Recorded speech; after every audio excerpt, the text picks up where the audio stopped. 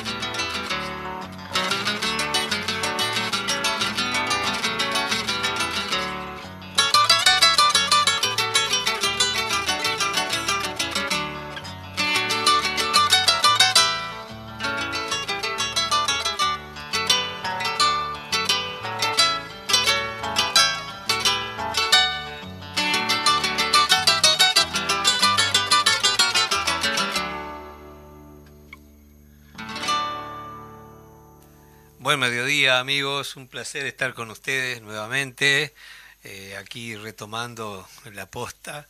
¿Y con quién nos saludamos? Nos saludamos con el Cuarteto Citarrosa, una versión de La Milonga, Tierra Virgen, y qué mejor sonido para abrir el mediodía que esas guitarras que conforman esa imagen universal. Si bien Citarrosa tuvo 58 guitarristas, de algún modo todos sonaron igual, bajo su batuta, de manera que quedaron siendo la guitarra de Citarrosa. Buenos días a todas y todos los oyentes. La verdad, una alegría tener nuevamente a mi compañero acá, Eduardo Larbanois, mi compañero de conducción. Le estamos dando la bienvenida a todas y todos a este programa de Cultura en Casa nuevamente. Tenemos hoy un invitado, como sabrán, hemos estado en estos programas tratando un tema, de alguna manera, es un tema centralizado, digamos, es Montevideo de las Artes, pero que surge del fortalecimiento de las artes por allí que se creó, bueno, vamos a estar hablando de las normativas, de cómo se crea fortalecimiento de las artes.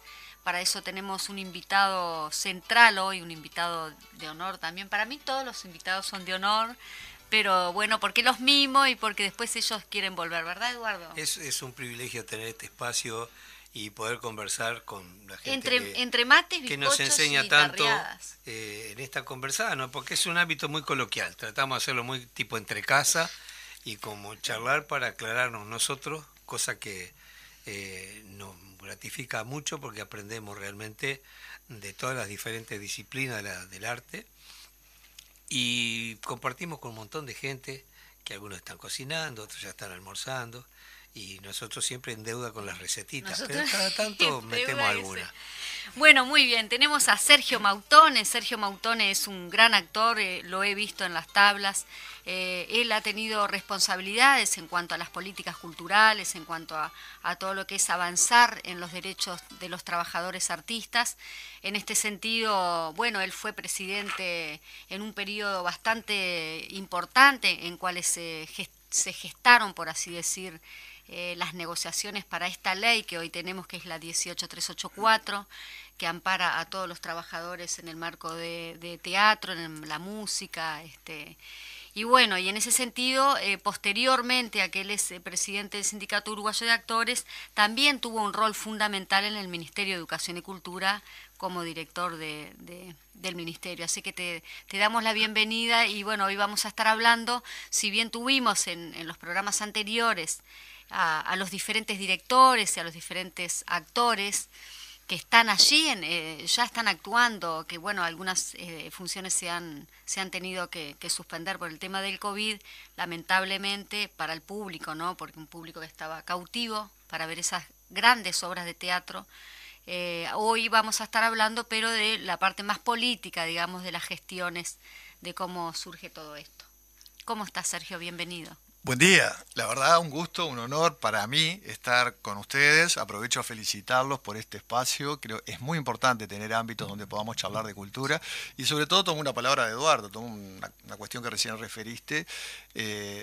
Estamos coincidiendo con el horario de o bien de almuerzo o bien de cocina y por tanto tener la cultura en la cocina nada menos no es una cosa nada despreciable. Sí, como antiguamente los radioteatro, que la gente entre que cocinaba. Me parece fantástico, además con todo lo que alude estar de alguna manera en la cocina de políticas, en este caso con un signo muy positivo, y ya que decimos positivo también digamos, votemos sí, como manera de empezar. Sí, al referéndum, exactamente. Sí. Bueno, un gusto realmente, un gusto. Vemos que te viniste preparado, que te viniste con mucho material para Estuve a raíz de la invitación, que agradezco por otra parte nuevamente, estuve sí revisando algún material, porque como toda cosa, nada empieza desde el momento que lo conocemos, hay una génesis bien interesante en lo que después termina siendo el programa de fortalecimiento de las artes y bueno, el teatro, el Festival de las Artes, que es una extensión. Y en este recorrido, que fue como todo recorrido, largo, complejo, con idas y vueltas, SUA, me refiero al sindicato de actores, cumplió en su momento un rol importante. Porque recuerdo, y estamos hablando entrados los 2000, 2005, 6, 7, no recuerdo con precisión, nos preocupó en aquel tiempo tratar de entender un poco más a fondo la lógica del teatro. Esto vale también para las artes en general, porque todos sabemos que las expresiones artísticas como parte de la cultura, entendiendo la cultura en un sentido mucho más amplio, si bien son absolutamente esenciales en nuestra vida, en nuestro quehacer, a veces es difícil alejarlas de nuestra perspectiva para poder entenderlas como fenómeno, como cosa y pensarlas en términos de política. Y de hecho la gente reconoce las expresiones artísticas, pero parece que las expresiones artísticas surgieran de la nada, por a veces generación espontánea. Y si hay una constatación evidente del valor de las acciones culturales y de las de las expresiones artísticas, Hay laburo atrás de eso. remitámonos a la pandemia, donde hemos estado en la centralidad, no solamente del consumo, sino en la centralidad de la reflexión, porque muchos de nosotros nos hemos apoyado en la música, además de las cosas que surgieron a partir de la pandemia desde el punto de vista artístico, pero nos hemos refugiado o apoyado en la música, en las artes visuales, en el teatro, en la literatura, en el cine, como manera de no solamente de ocupar nuestro tiempo a veces, sino fundamentalmente como manera de encontrarnos, de entendernos, de apoyarnos en el otro, de conocernos un poco más. Y creo que, y sin intención de entrar en ese terreno, porque no es el cometido, pero las artes, si bien no las entiendo como una cuestión utilitaria, en realidad son absolutamente fundamentales para el desarrollo humano. Y nos decía, recuerdo ahora, me viene el recuerdo de Gonzalo Carámbula. Gonzalo Carámbula decía, que para quien no lo conoció, que no creo que nadie no lo haya conocido, pero bueno, fue realmente tal vez uno de los primeros problematizadores de la cuestión de la cultura como cosa, y él decía, el ser humano, y eso que lo decía hace muchos años atrás, vive en función o en relación muy estrecha con la pantalla. La ficción audiovisual para nosotros es esencial. Cualquier ser humano hoy depende de la ficción en televisión, de la ficción en cine, de la ficción en celular ahora.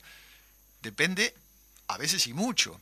Sin embargo, cuando finalmente en este país, hace unos cuantos años, durante los gobiernos anteriores, se aprueba la ley de cine, lo que se convierte en un acontecimiento, ¿verdad? Porque de alguna manera Uruguay se suma con una legislación que no tenía al momento y a partir de ahí, bueno, hay un recorrido muy interesante que vemos hoy explotar cada vez en mejores y más variadas producciones audiovisuales. Sin embargo, ese fenómeno sustantivo no mereció un solo titular de diario.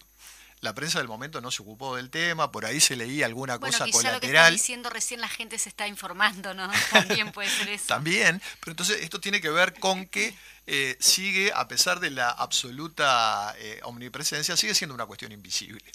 Sí, como que lo hemos tocado muchas veces el tema, la clase política muchas veces no asume esa condición de que para resolver los temas puntuales tenés que ir a la gente idónea, ¿verdad? Entonces, de hecho, cuando tú estuviste en los cargos, para nosotros fue un alivio, una persona que está en la cosa, que puede discutir y con solvencia sobre los derechos, intereses y desarrollo de la actividad, ¿no? Porque muchas veces hay un desconocimiento de lo que vos decís, la gente cree que sale por generación espontánea, que vos sos músico porque no querés trabajar. Me acuerdo que el Sabalero siempre decía, yo agarré la guitarra porque no me gustaba el laburo, y si después el laburo más que nadie, porque claro, cuando vos entrás en la obra, en la construcción de la obra, no tenés horario. El músico trabaja las 24 horas del día y las de la noche también, dijera Dauto Puñal. Claro, porque estás en plena creación, ¿no? El músico, digo, por extensión, el creador, cualquier creador, el pintor, el escritor de teatro, el actor, vos de repente estás durmiendo y la bocha anda dando vueltas sobre el personaje que te tocó. Entonces, a veces hasta te tenés que levantar de tu descanso para consolidar una cosa que resolviste en ese momento, ¿no? Y bueno, no hay horario para el artista en general, para cualquier disciplina del arte no hay horario, se trabaja todo el tiempo. Es, ¿no?, una forma de vivir. Sí, ¿no? De ahí además surge lo del tema de la ley, ¿no, Sergio? Justamente. La ley que ahora voy a remitir, sí, lo deseas, tranquilo. Pero creo que además el artista requiere de una disposición para su ejercicio. Si yo canto y no sé nada, pero necesito un entrenamiento permanente, más allá de que mi presentación pública, capaz que en la semana es 1 hora, pero eso no implica que yo el resto del tiempo dispuse libremente u ociosamente de mis horas, sino que estuve trabajando para esa hora. Hay no solamente en el montaje de un espectáculo, donde hay tiempos de ensayo, naturalmente, sino que además el artista, cualquiera sea, necesita preparar su cuerpo o su herramienta, según se maneje a partir de sí o con la ayuda de un elemento externo, pero necesita prepararse para tener condiciones no mínimas, sino muy altas de rendimiento en lo que elija hacer. ¿No? Entonces, el cantante de ópera que canta una vez cada tanto, tiene que estar trabajando todos los días de su vida, muchas horas al día, porque no mantiene el estándar que le requiere esa interpretación que va a tener que hacer el domingo a las 21 horas. Entonces, es un fenómeno, como bien decís, muy complejo. Sí, en definitiva, el escenario es el resultado de muchísimas horas. Es la síntesis. De clases y años de trabajo, ¿no? Inclusive, el escenario de la culminación. Es la síntesis y de alguna manera, bueno, recuerdo en mis épocas de escuela cuando se nos decía en el escenario, no hay un proceso, siempre lo hay en cierta medida, pero en el escenario no vas a buscar, no vas a probar, ya hubo vas un proceso mostrar, previo. Lo que no quiere decir que muchas veces surjan cosas nuevas, sin duda, a veces porque esto hasta se renueva todo observás el tiempo. el comportamiento social, me pasa a mí, digo, cuando estoy creando un personaje, el comportamiento social para ver qué podés también sacar de la gente, porque eso también se va a reflejar en el escenario. Es como todo, es como 24 en 7. muy completo. 24 en 7. Entonces, el gran problema de todo esto es que si bien se trabaja mucho, no hay una clara conciencia de que esto implica un trabajo, que parte a veces de los propios artistas, ¿verdad? Un poco contagiados por la idea de creación, y tendríamos que remontarnos en el tiempo, que no lo vamos a hacer ahora, para entender de dónde sale ese concepto, ¿no? La creación como soplo divino, de alguna manera. Pero todo esto no redunda no solamente en visibilidad del trabajo, sino que por ende muchas veces tampoco en una remuneración adecuada y dentro de ciertos esquemas de formalización. Porque el artista se para en un escenario, puede compartir su arte, pero a fin de mes no está eximido de pagar la luz. Y eso es una imagen recurrente que todos hemos manejado y eso es absolutamente así. Entonces, ¿cómo generar primero un ámbito de formalidad? De ahí eso tuvo que ver con un proceso que desemboca luego en la ley 18384, que es el reconocimiento del artista como trabajador y algunas condiciones, el reconocimiento de algunas condiciones que son particulares del ejercicio artístico, como la intermitencia o la eventualidad, y cómo contabilizarlos de alguna manera. Safral, ¿no? La safralidad es característica, ¿verdad? Lo que no quiere decir, volvemos al punto, que no haya una preparación permanente, pero si yo me paro en un escenario el sábado a las 21, puedo contabilizar ese tiempo frente al otro, sobre todo para una sociedad que está acostumbrada a contabilizar 8 horas, ¿verdad? Sí. Yo puedo contabilizar ese tiempo frente al otro, pero ¿cómo hago para contabilizar todo el tiempo anterior que me permitió pararme a las 21 horas? Bueno, allí se ensayaron algunas fórmulas, algunas con mayor acierto, otras con menos.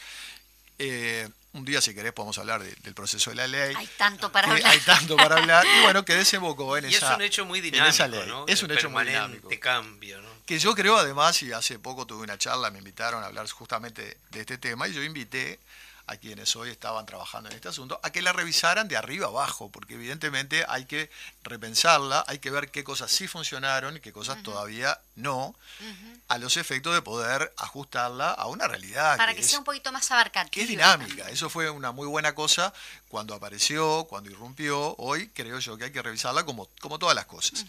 Pero el punto es que si bien se logra la formalidad o la posibilidad de formalización, mejor dicho, a partir de la existencia de un marco legal, cosa que antes no sucedía, esto no hacía al trabajo. Entonces, por más que yo tenga la posibilidad de aportar a mi jubilación futura y de tener todos los derechos que se desprenden de la asistencia social, si yo no trabajo y no cobro por mi trabajo, la ley es meramente enunciativa. No puedes aportar al BPS.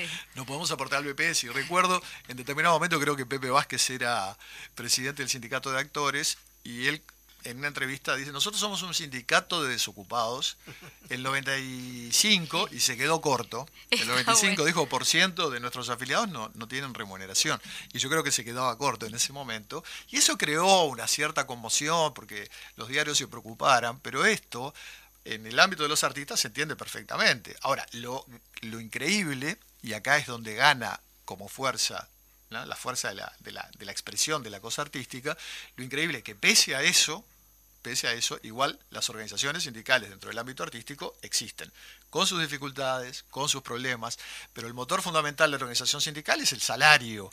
Y en estas colectividades y las condiciones laborales.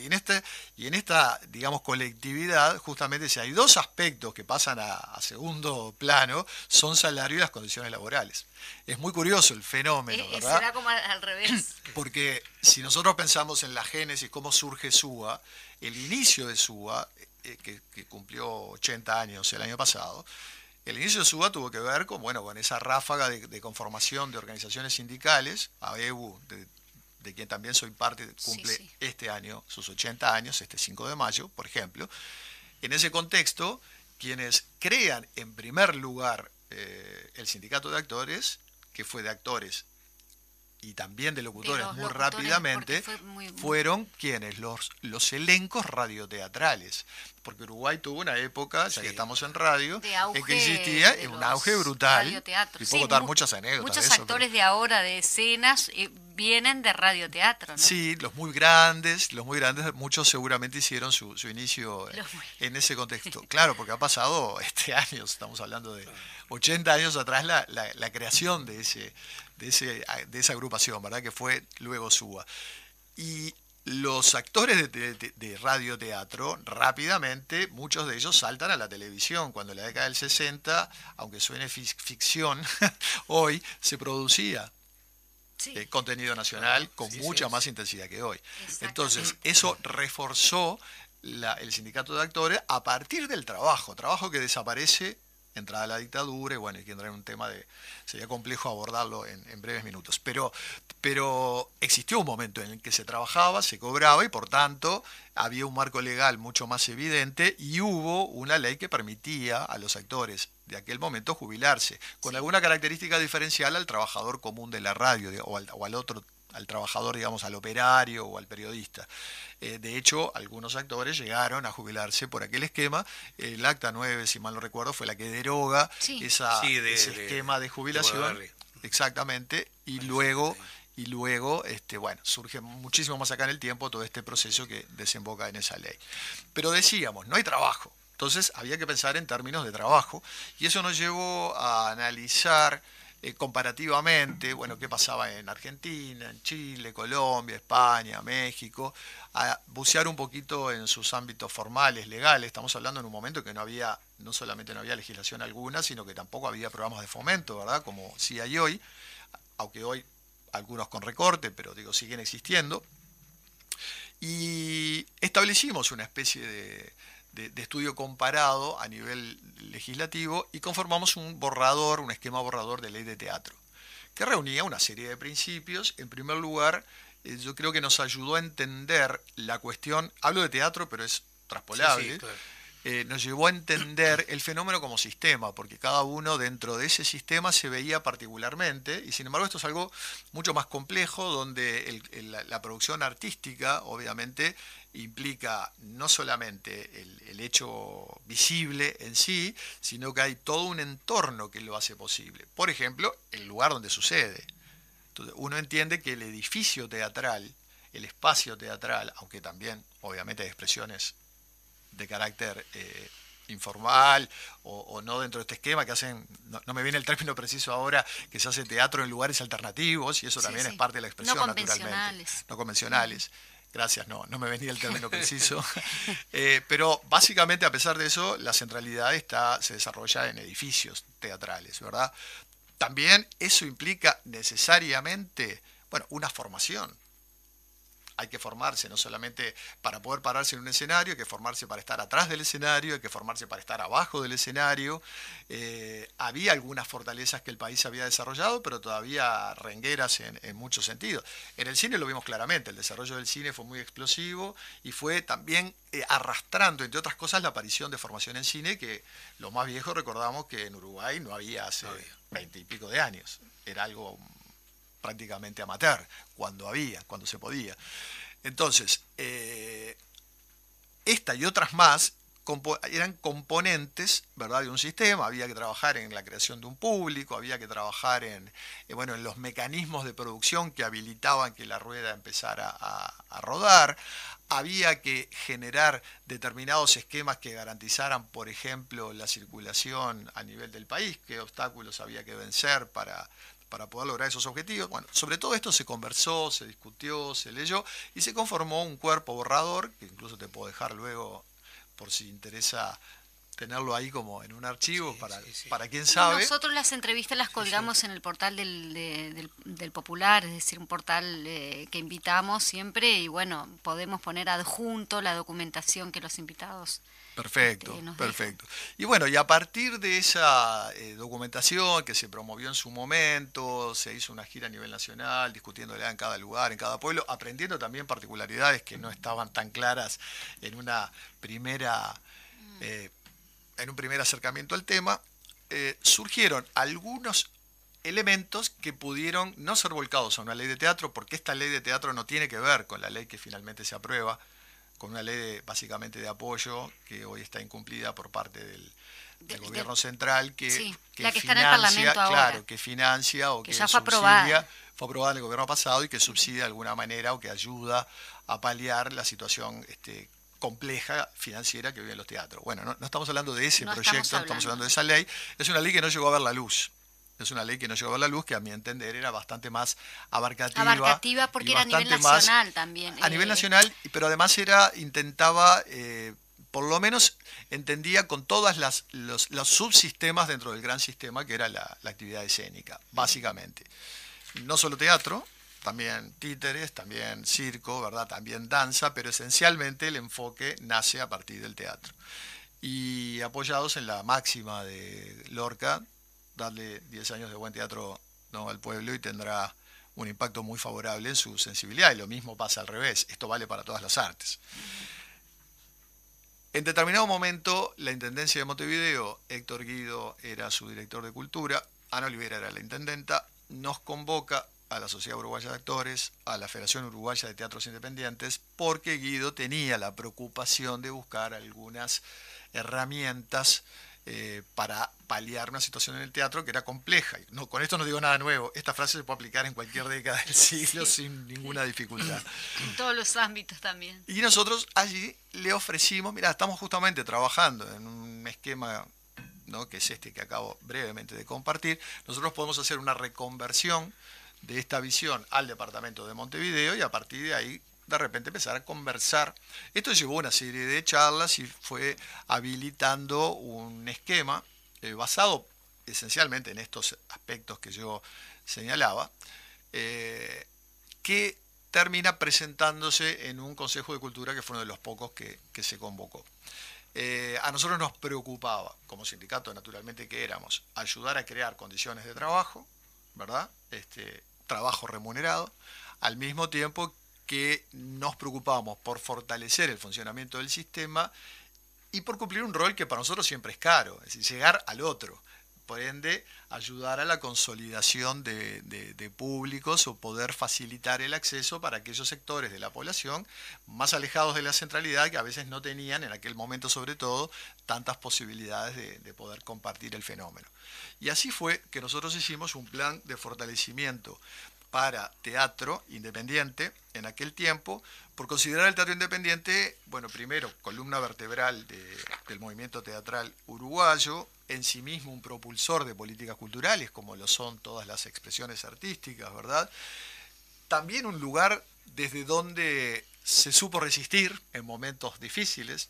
Insisto, esto vale para todas las... Sí, miro Eduardo y no puedo dejar de asociarlo y de pensar con lo que fue todo el proceso de resistencia, bueno, con la cadena de cantos populares. Sí, la cultura siempre, ¿no? La cultura siempre. La plástica, el escritor, siempre, ¿no? Siempre. Todos los sectores de la cultura siempre procurando, ¿no?, un espacio de libertad para crecer, ¿no? Absolutamente. Y además me permito, entre paréntesis, decir... Qué importante que es la calidad en todo esto, ¿verdad? Porque seguramente quienes vivimos todo el proceso del canto popular, desde aquellos cantos para que estés en la Asociación Cristiana, y hablo de, no sé, 1970 y tantos, por lo menos para mí, seguramente el movimiento empezó antes o de otra forma, pero así empezó para mí. AEBU fue uno de los pioneros. AEBU también. AEBU lo identifico más con el cine a través del Estudio 1, cuando claro, Cinemateca Uruguaya estaba en la sala Camacuá. El primero espectáculo de canto popular masivo se hicieron a EBU. Mirá. Sí. Sí. Brutal. 74. Yo no me acuerdo, claro, yo era un poco chico ahí, ya no tengo ese registro. En el Teatro Odeón, ahí en el Odeón, que ahora bueno lo están restaurando, se supone que está medio... Hay un proyecto ahí, sí. Pero ahí no estuvo Citarrosa.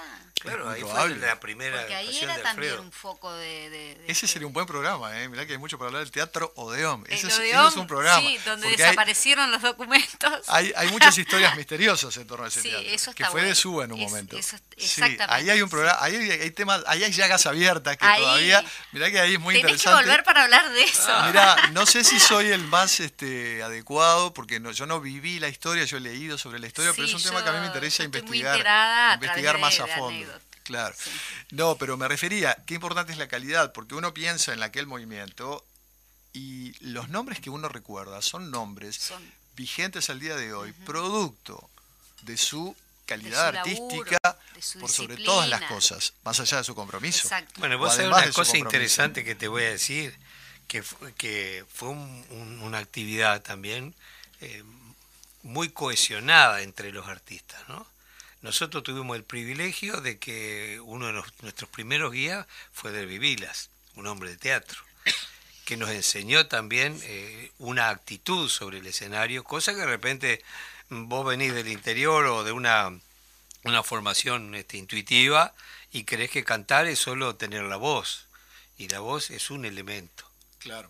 Dentro de un contexto amplísimo, que Claro.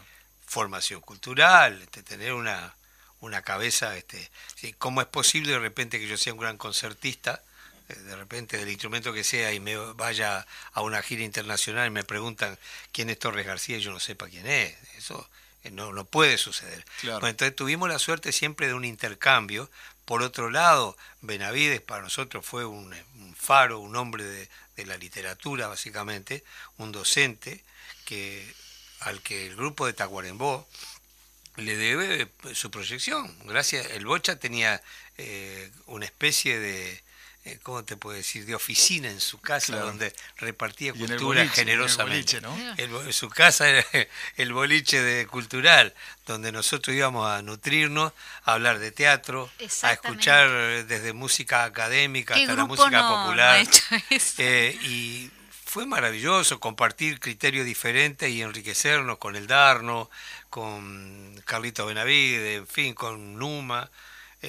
Y fue un conglomerado de disciplinas, y por cierto muy cercano a la gente de la plástica también. En aquellos tiempos difíciles a veces éramos convocados por algunas galerías para presentar a algún artista y hacer un pequeño recital, ¿no?, presentando la obra de algún artista. Y después también, en un momento recuerdo, Nelson Ramos, todos los años allá por julio hacía una gran feijoada, y convocaba a todos los pintores y generalmente íbamos a cantar. Y tuve la suerte de conocer a la mayoría de los pintores uruguayos, que yo soy un fascinado de la pintura también. Sí, entonces comparto. Era toda una cuestión de movimiento integral, ¿no? Claro. Estaba sí, todo, como una simbiosis, claro, ¿no? sí, El que además, pintaba se inspiraba en el que escribía, mí, el que escribía se inspiraba, ¿no? Es que así debe ser, y además lo decís al referir a todos los artistas que has referido, que lo estás reafirmando, los el hecho grandes. De que, claro, la calidad, sin duda, hay algo que se trae, sin duda hay una vocación que se ejerce, pero también hay un compromiso con la profesión, hay un trabajo, hay un estudio. Y yo creo que eso tiene que ver con que las cosas después permanezcan y dejan huellas en el tiempo, porque en la década del 70 era, no debo decir fácil porque no quiero desmerecer a compañeros que también estaban aportando al movimiento desde un lugar tal vez con menos compromiso artístico, pero el mismo compromiso político, claro. Pero sin embargo cumplían un rol funcional tal vez, pero no trascendían a los tiempos, y creo que ese es un tema que el arte permanece. Lo que sucede es que en el oficio del arte pasa eso, yo lo hemos dicho muchas veces acá, el arte es inherente al ser humano. El niño y la niña nacen con las condiciones para crear, ¿no? Después la sociedad y la cultura, la educación te va pautando, te va poniendo límites, sí, ¿no? Sí. Pero hay gente que tiene intuición para una cosa y de repente, bueno, se ponen a tocar un instrumento, se ponen a hacer teatro porque les gusta, pero cuando lo elegís como oficio, como descubrís que es parte de tu naturaleza ese oficio, hay que formarse. Es inevitable. Si no, no te podés proyectar ni cumplir la función que corresponde de ser un trabajador del oficio que elegiste. La entrega total implica una formación muy sólida, muy costosa, que es lo que tampoco se ve, porque vos pagas docentes de esto, yo qué sé, el músico paga de armonía, de instrumentos, de arreglo, de canto, de todo, pues de teoría. Entonces, claro, es un montón de cosas que vos estudiás y de repente pagás, que es lo que vos cobrás cuando subís a un escenario. Claro, claro. Entonces, que de repente hasta el resultado artístico siempre es subjetivo. Por ahí alguien te dice, mira, a mí no me gusta lo que haces, pero respeto mucho tu trabajo, porque me dedicaste tiempo a tu trabajo para dármelo. Bueno, lo puedo recibir con más o menos emoción, ¿no? Pero es valioso eso cuando hay ese reconocimiento, cosa que no existe, porque acá todavía se maneja eso de que vos sos artista porque te sale. Sí, sí, sí. ¿Qué te cuesta venir cantando canciones? Lamento ser la mala de la película, pero tenemos que ir a un corte. A una tanda, estamos ahí 35, estamos un poquito pasado de la tanda publicitaria de la radio. Lamentablemente vamos a tener que cortar esta charla tan linda. Siempre se da esto, ¿no? Es difícil. Y volvemos en un ratito, ya estamos con ustedes. Continuamos la charla con acá, con el compañero, con Sergio Mautone. Y bueno, estamos acá también con Eduardo Larbanua. Perdóname por favor, las cosas van a cambiar, te lo prometo mi amor.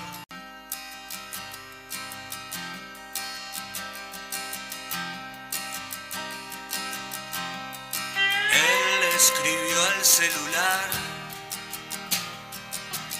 perdóname por favor,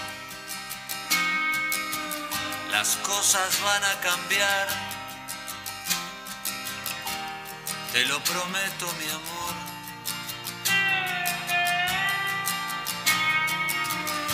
Ella por fin consiguió medio turno de auxiliar, ya tiene todo arreglado para poderse escapar. Tendida en la tierra fría, un tiro en el corazón, encontraron a María entre dientes de león.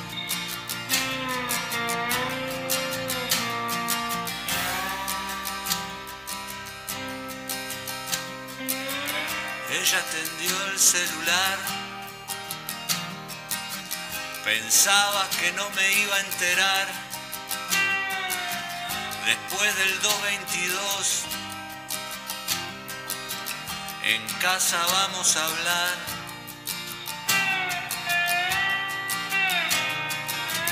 Cenaron y la abrazó y la arrastró al pastizal. Y ensañado le decía, vos no me vas a dejar.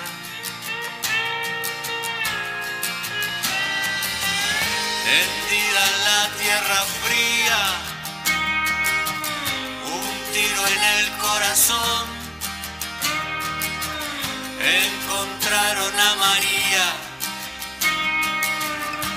entre dientes de león.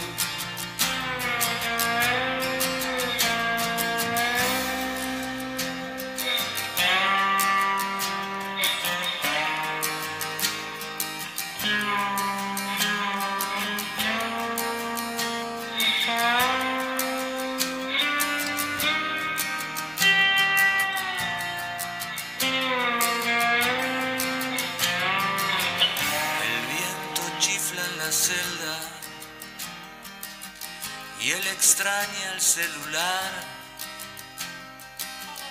para pedirle a María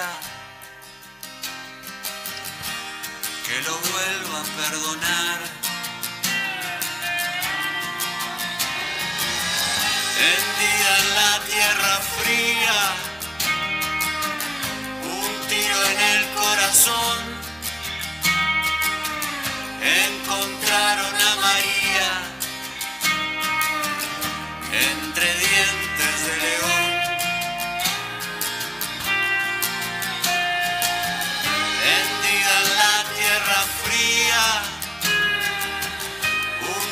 en el corazón, encontraron a María entre dientes de león.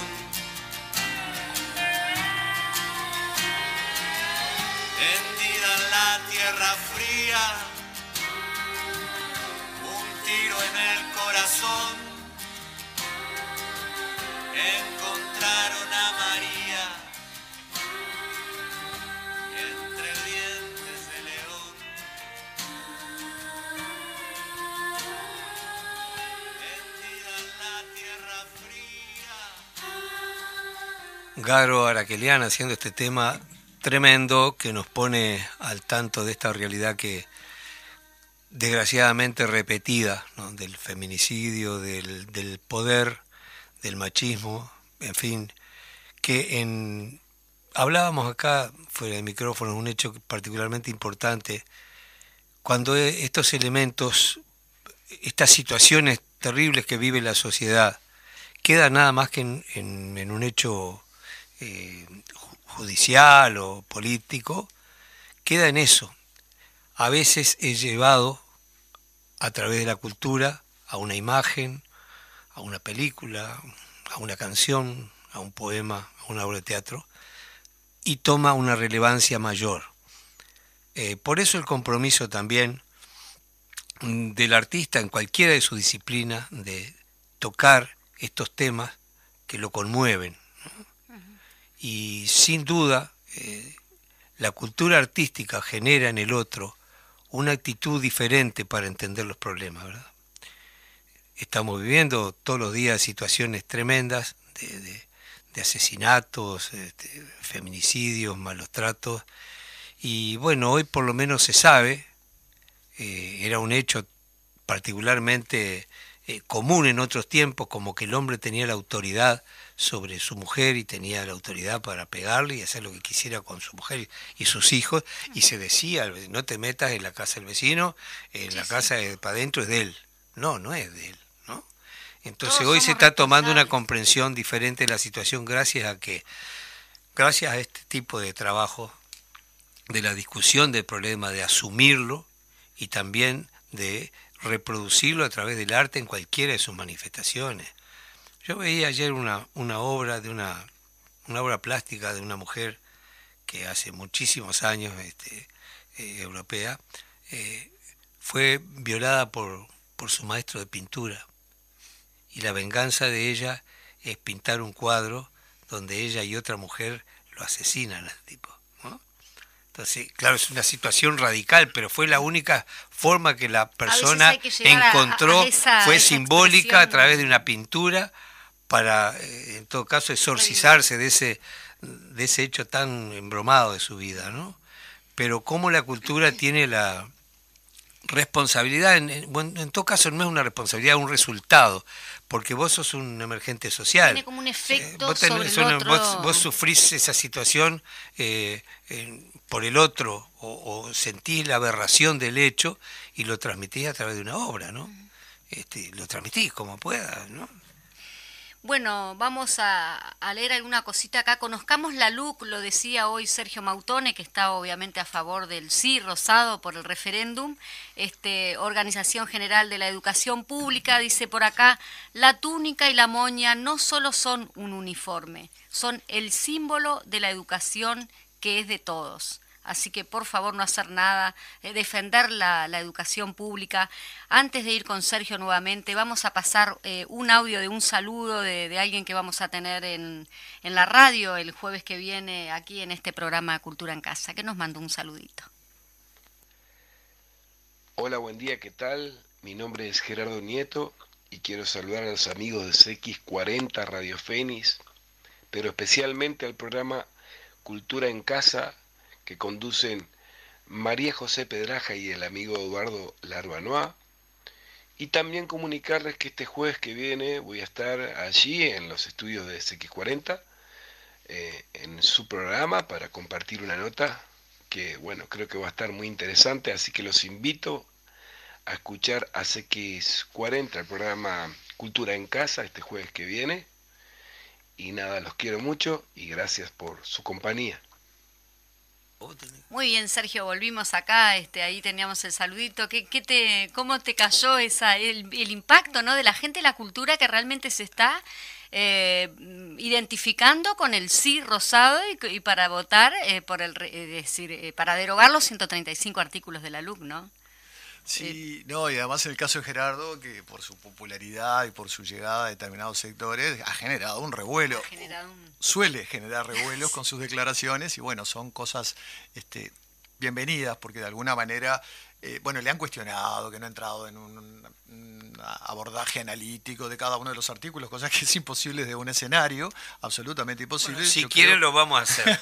Es lo que debemos hacer, pero no nos andamos... No, es que intentamos hacerlo en otros ámbitos y de otra manera. Sí. Y creo que a él le asiste el derecho del mundo de poder pararse frente a su público y decirle yo voy a votar sí, como iniciamos esta entrevista modestamente diciendo que íbamos a proceder de esa manera, porque creo que son cosas que hay que enunciar, como escuchando atentamente a Eduardo, ¿no? Este fenómeno, esta situación tan tremenda y vergonzosa que vivimos como sociedad, es que nos instala una vergüenza como sociedad y nos instala una vergüenza como hombres que estas cosas pasen y que pasen de esta manera.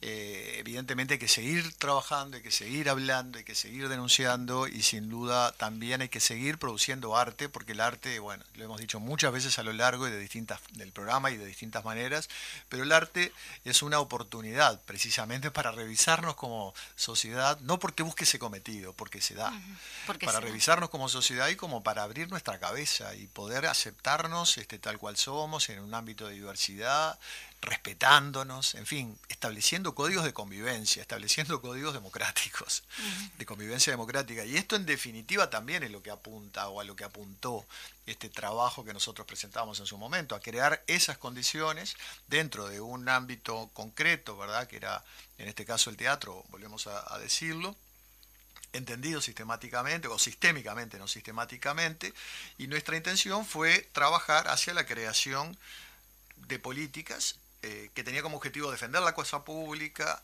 también buscar elementos de equiparación, porque dentro del ámbito del teatro, por ejemplo, existía y existe afortunadamente el Teatro Solís, que tiene un presupuesto muy importante para su funcionamiento, que si bien no es su sede oficial, pero tiene casi como sede la Comedia Nacional, que también implica un presupuesto importante. Y y hay una realidad que tiene que ver con lo público, que en aquel momento fundamentalmente estaba muy disociada del movimiento independiente y nos parecía que ahí había patrones a tener en cuenta, ¿verdad? Entre otras razones porque el movimiento independiente también proveía de técnicos, de directores y de actores a la calidad también, a la Comedia Nacional. Y de gran calidad también. Y de gran calidad también. Entonces no hay un ámbito de formación de Comedia Nacional. La Comedia Nacional se dedica pura y exclusivamente y son trabajadores, funcionarios municipales. Claro, y quiero decir, pero la producción artística, los artistas surgen del teatro independiente. Exactamente. Salvo las generaciones fundacionales. Entonces, hablábamos de atender las salas, de atender los espectáculos y de plantearnos una planificación estratégica. Y para eso evaluamos un costo más o menos. ¿Cuánto cuesta? ¿Cuánto funciona? ¿Cuánto cuesta mantener este sistema funcionando? Allí establecimos números y lo que nos propusimos fue generar un abordaje de la situación que tuviera de alguna manera equivalencia en términos presupuestales a lo que ya el gobierno, es decir, la Intendencia de Montevideo, invertía en Teatro Solís y Comedia, y Comedia Nacional.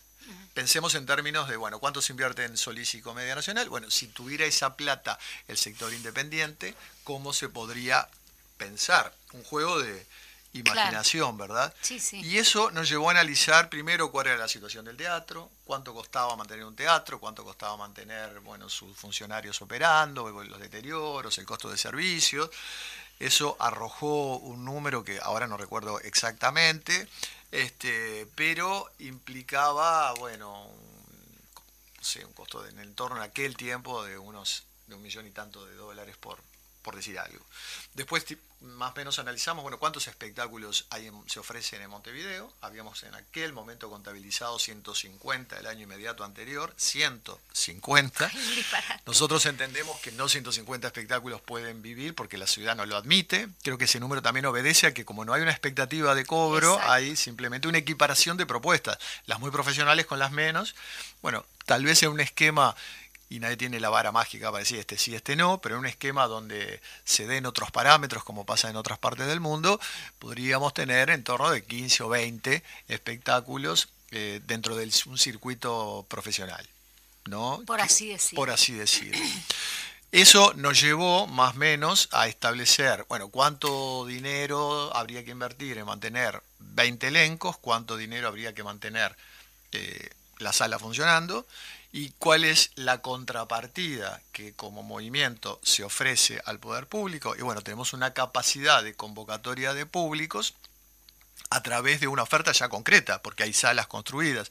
Estábamos hablando en ese momento, si mal no recuerdo, que en un trimestre de 4 funciones semanales había posibilidad de ofrecer 160.000 plazas en el departamento de Montevideo desde el sector independiente. Si mal no recuerdo, puedo errar algún número, pero básicamente es el análisis que hacíamos. Por lo tanto, si nos proponíamos como sociedad convocar a través de distintos mecanismos, uno de ellos eran los festivales, población montevideana, y nuestra meta era llegar a un 20%, estábamos hablando de una ciudad de 1.300.000 más o menos, llegar a 260.000 personas al año viendo por lo menos una vez teatro. La inversión en relación a ese público alcanzado equivalía a una entrada de teatro promedio de las que se pagaban en ese momento en Montevideo.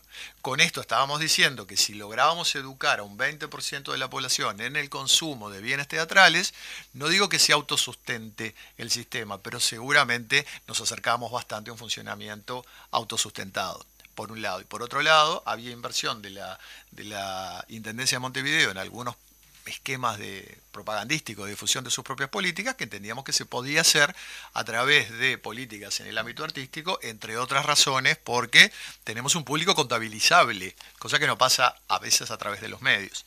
Todo esto fue, estoy haciendo un resumen y extrayendo algunos de los puntos principales. Todo esto fue presentado en su momento en un Consejo de Cultura, creó una suerte de conmoción, nos miraron raro, porque además nos desprendimos con un planteo que iba mucho más allá del promedio de planteos del momento, y por otro lado esto implicaba costo, y cada vez que a un gobernante, a pesar de que Ana Olivera fue muy sensible al planteo y muy solidaria también con nosotros, estábamos hablando perdón, de incremento de costos. A ningún gobernante le gusta tener que pensar en esos términos, pero creo que la sensibilidad política y la comprensión, porque esto generó comprensión de un posible camino, hizo que se abrieran las puertas para pensar esto incluso todavía en un espacio más grande, que fue lo que terminó siendo la implementación de un programa de fortalecimiento de las artes, que con sus particularidades alcanzó a todas las disciplinas. Uno de los objetivos que nos habíamos planteado desde el Vamos, además de visitar a los barrios y demás, una vez que se implementó este programa, que para decirlo brevemente, este programa en lo que tiene que ver con la formalización del trabajo reconoce 10 propuestas anuales a las que remunera. Y hay aportes con un salario también, formalizadamente, etcétera, con todos los beneficios que eso implica.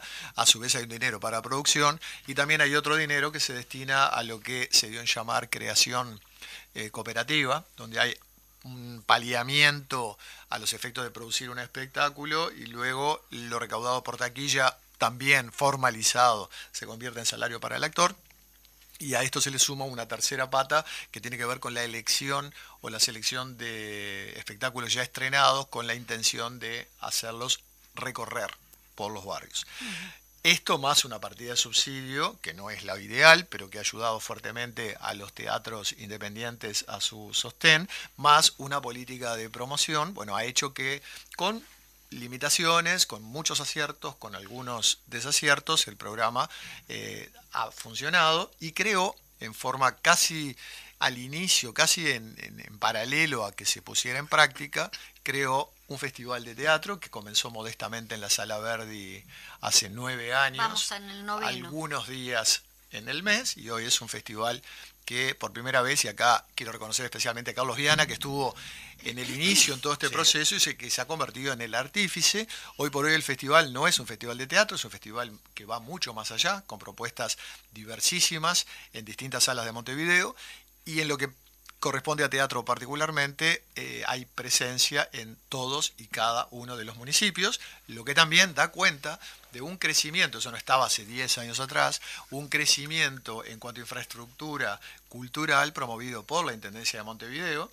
Hoy contamos con unas salas hermosísimas, la recuperación de la sala Artesanos en Peñarol, o la sala nueva, la Goes también. La sala Goes, la sala Lazaroff en el intercambiador Beloni, o la sala en el complejo Sacude, en fin, espacios nuevos en la experimental de Malvin. Y salas con muy bien equipadas. Son salas también de primer nivel, y hace unos años atrás mirábamos con cierto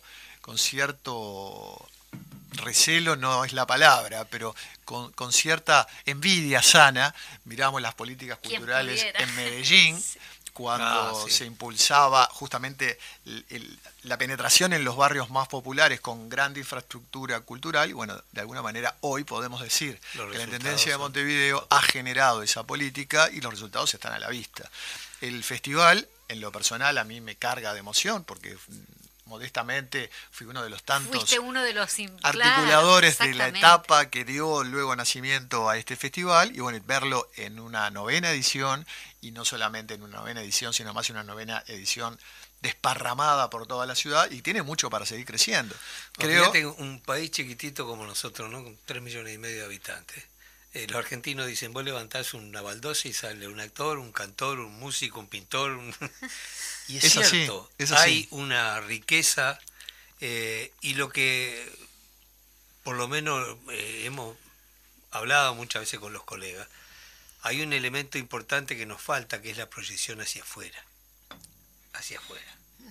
Los artistas que han trascendido, uruguayos, ha sido porque se han tenido que ir por sus propios medios, generar espacios, ¿no? Y no hay una política oficial al respecto, ¿no? Yo he tenido la suerte por el oficio de viajar bastante, y creo que en 2 oportunidades, en todos esos, fíjate, en 45 años con Mario, ya 10 años más con los Eduardo, he viajado bastante. En 2 oportunidades nada más tuvimos vínculos con embajadores nuestros. Sí, ¿cuál es la tarea del embajador de un país? Es proyectar su país en donde está, ¿no? Y siempre lo hemos repetido acá incansablemente, que los lazos culturales generan una trama tan sólida que permite cualquier tipo de construcción después. Y pongo el ejemplo ridículo, siempre el mismo, porque no me sale otro. Yo vendo bicicleta para Argentina y tengo un lazo comercial, pero no me compra más y se terminó el lazo. Yo tengo una relación cultural con Argentina, con Bolivia, con Chile. Estoy construyendo una trama de una solidez que permite construir cualquier cosa sobre eso, ¿no? Y en eso voy con que la clase política en general no tiene claro la importancia y la proyección de la cultura de su país, la identidad, la diferencia con los otros pueblos, lo que te hace interesante, lo que no tiene fulano y vos tenés, ¿no? Entonces, me parece que falta ese espacio. Tuvimos una oportunidad en un momento en América Latina, el gobierno con esa intención de apertura progresista, ¿ves? Y no supimos capitalizarla en el tema cultural. Yo te digo, el dúo nuestro por sus años también ha generado un espacio, pero ya te digo, todo lo que salió en el exterior fue por iniciativa propia de gente que estaba afuera. No se dio nunca una representación, se dio una vez en Paraguay. Recuerdo que el doctor Tabaré Vázquez había ganado la intendencia y no podía ir a la ascensión del nuevo gobernador de Asunción, un joven doctor socialista, y nos pidió si nosotros nos animamos a ir como artistas, pero como oficiales. Fue la única oportunidad que se hizo esto, ¿no? Que nosotros vivimos esto. Y me parece fundamental, porque es la oportunidad. La otra vez te decían, fueron a China 80 empresarios, digo, y no había lugar para un hombre en la cultura. Tenemos... Llevar un lienzo arrollado, por lo menos. Yo qué sé, un monologuista, no sé, bueno, lo que se ha llevado, porque más fácil es cuadros, ¿no? Eso me enteré la otra que cuadros habían llevado de regalo, por lo Nosotros menos. tuvimos igual en representación del Departamento de Cultura del PIT-CNT, una obra que llevamos a Santa Fe, y luego también estuvimos con una obra de teatro también por el PIT-CNT, Departamento de Cultura, en Cuba. Es decir, igual se da a través de las centrales sindicales o las organizaciones sociales. Estaría bueno que esto se pueda dar a nivel gubernamental. Yo creo, política de gobierno, política fíjate, si va 80 empresarios, llevate a, sí, eso está a muy Eduardo bien. Fernández, un guitarrista considerado uno de los mejores guitarristas del mundo. Tenés Otros países lo a hacen. Luis Pérez Aquino. Otros países lo hacen. Pero acá viene Caetano Veloso y está el embajador, sea cual sea, con un ramo de flores, no, las flores se las pueden guardar, pero digo, con una tarjetita para ponerse a la orden porque viene un artista Flores, pero las representativo flores de al sobre, ¿no? de su pueblo, ¿no? Y vos vas y yo qué sé, a veces de repente tenés una urgencia por alguna cosa y tenés que andar atrás de los embajadores como si fueran... Sucede. Súa, Sergio, No, disculpa, ahí- Súa hizo un documento, yo inclusive un día charlando un poquito con Lila, de que capaz que en algún momento también podemos convocarlos a la radio, de lo que aportaba, digamos, la cultura en el PBI, puede ser algo de eso. Hay un documento. Trabajamos por en allí, eso, sí. que estaba muy No, y además hay un interesante. estudio que se hizo que ha sido de los Lo que únicos. pasa que, claro, Claro, en eso una hora es no otro podemos... tema. Pero ahí ya con respecto estamos a casi. eso, yo creo que hay que, sí, es verdad, eso que vos explicás tan bien y tan lindamente, Sí. ¿por qué es tan difícil de entender? Esa es la primera pregunta.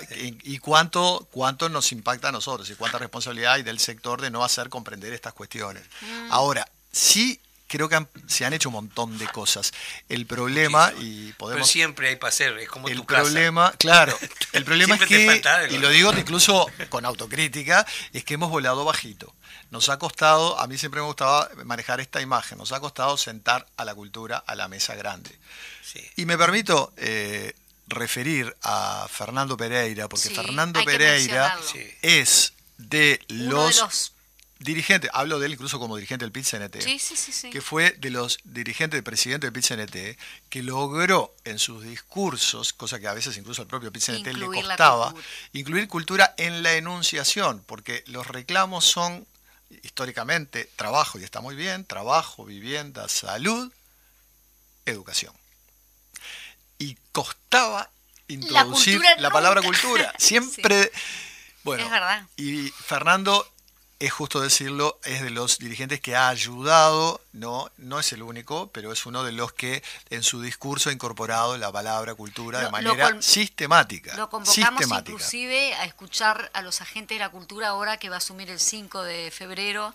Vamos a estar ahí golpeando las puertas también para ofrecer esto, Está muy esto bien. que estamos hablando. Eso está muy bien, porque además ahí Cultura creo en que las hay políticas, Entonces, no eso- políticas culturales, cultura en las cultura políticas. porque además tiene que ver con eso, con sensibilizar a aquellos compañeros o aquellos gobernantes que están en los más altos niveles a que abran la puerta a todo esto maravilloso y para que deje de pasar esa cosa que hoy un poco hablábamos por fuera, ¿no? en la tanda, y es que a veces golpean la puerta a la cultura cuando se la Se necesita. para Y sin cerrar embargo, alguna. la cultura quiere ser parte de las políticas, quiere ser parte de la cocina. Estamos ya pasados de hora. Ahora es él el del trabajo.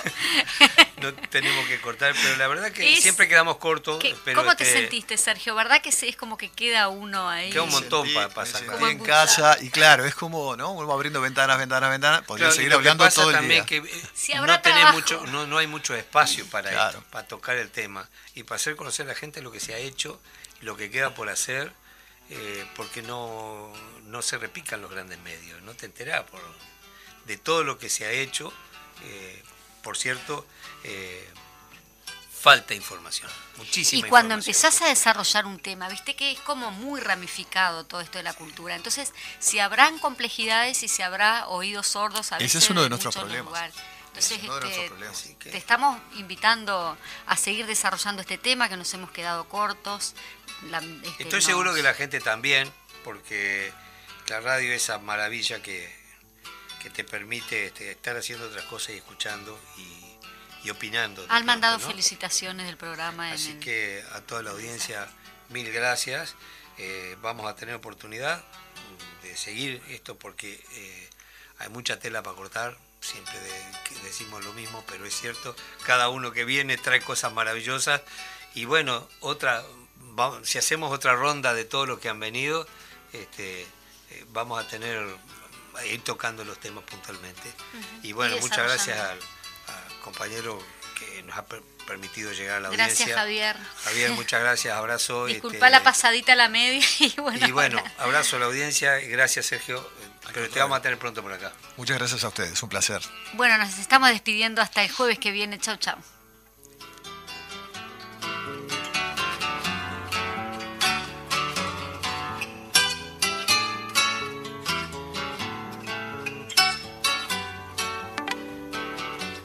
Cultura en Casa, todos los jueves de 12 a 12:30. En Radio Fénix, CX40, 1330 AM. Un programa de cultura en un ámbito bien coloquial. Los esperamos.